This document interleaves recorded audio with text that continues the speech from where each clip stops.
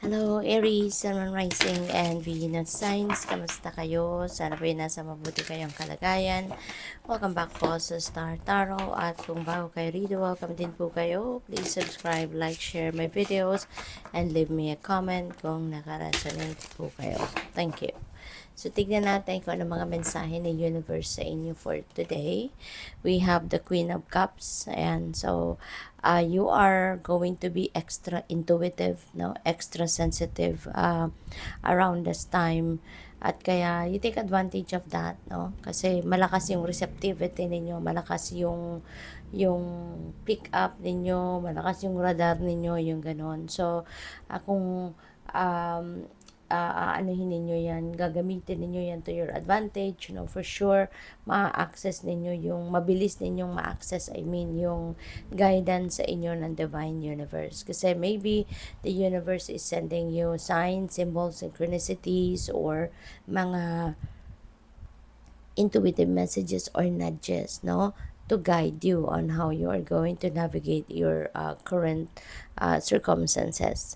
At po pwede rin na ngayon you are going to be expressing your compassion towards other people.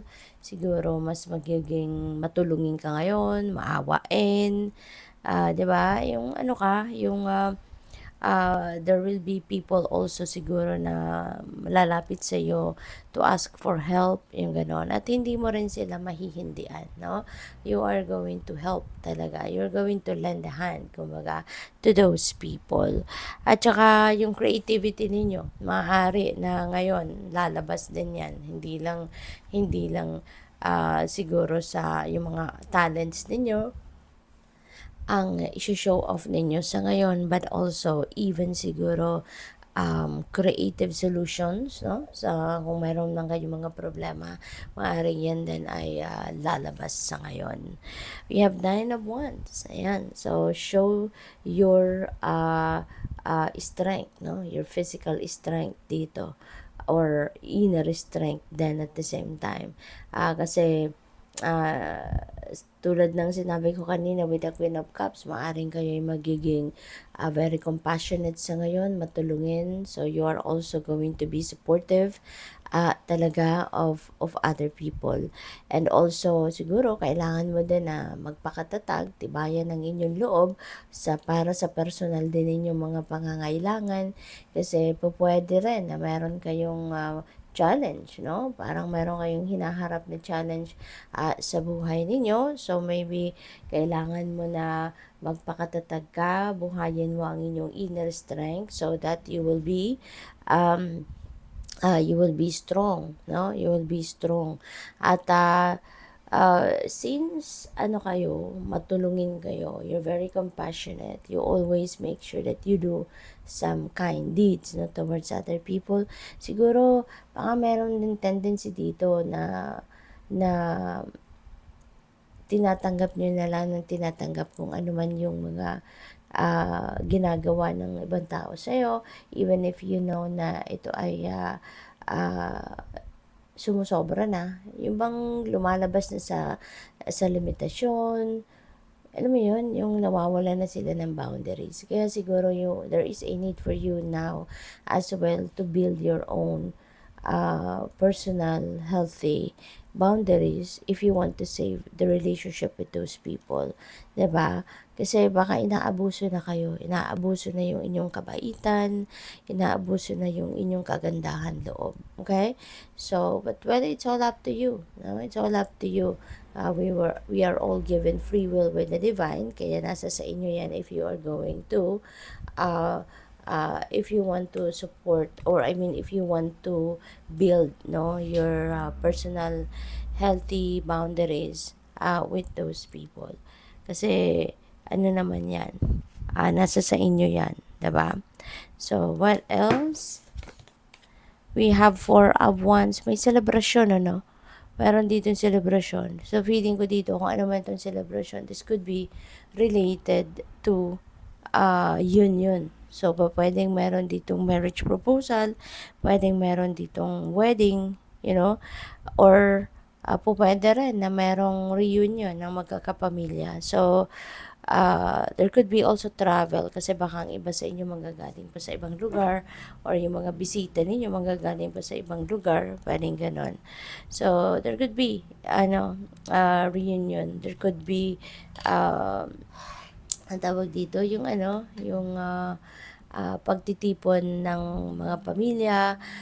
Po pwede rin na meron ditong okasyon, no? Baka merong may mga birthdayhan, merong mga anniversary na celebrate siguro yung parents niyo, something like that, no? So, good luck sa'yo. Basta may kasiyahan, no?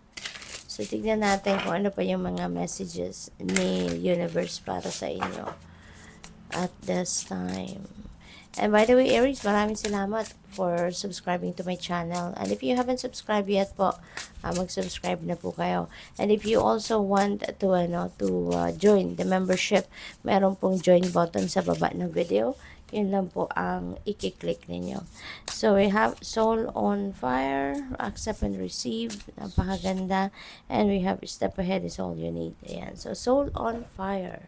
Siguro sa ngayon, no, mas magkakaroon kayo ng meron kayong an extra drive ngayon or extra determination, no, na mararamdaman, ma-experience sa ngayon para kayo ay magsipag, para kayo ay mas gawa na ninyo ng paraan ngayon yung ninyo, gawa ninyo yung paraan yung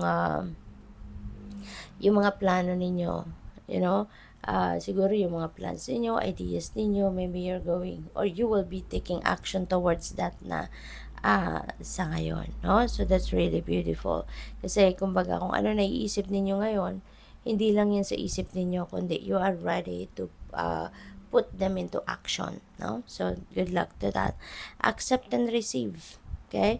Kasi siguro kayo ang very compassionate person, kayo yung laging siguro nagbibigay, kayo yung laging tumutulong. So ngayon naman, parang nare-remind din kayo ni universe na hey Aries, no, you are also entitled to receive help.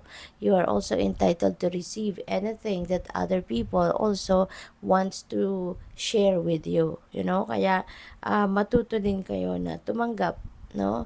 Matuto rin kayo na tanggapin kung ano man yung kung tulong man yan or regalo man yan or kung ano man, no, yung sinishare din sa'yo na material na bagay or advice or kung ano, no, ng ibang tao. Okay? One step ahead is all you need. Yeah. So, but with the soul on fire, so most likely, talagang hindi kayo magpapatumpik-tumpik pa ngayon. Hindi nyo na to papalagpasan. You are definitely going to do anything and everything in your power ngayon. Diba? Para ma-achieve mo kung ano man din yung goals mo.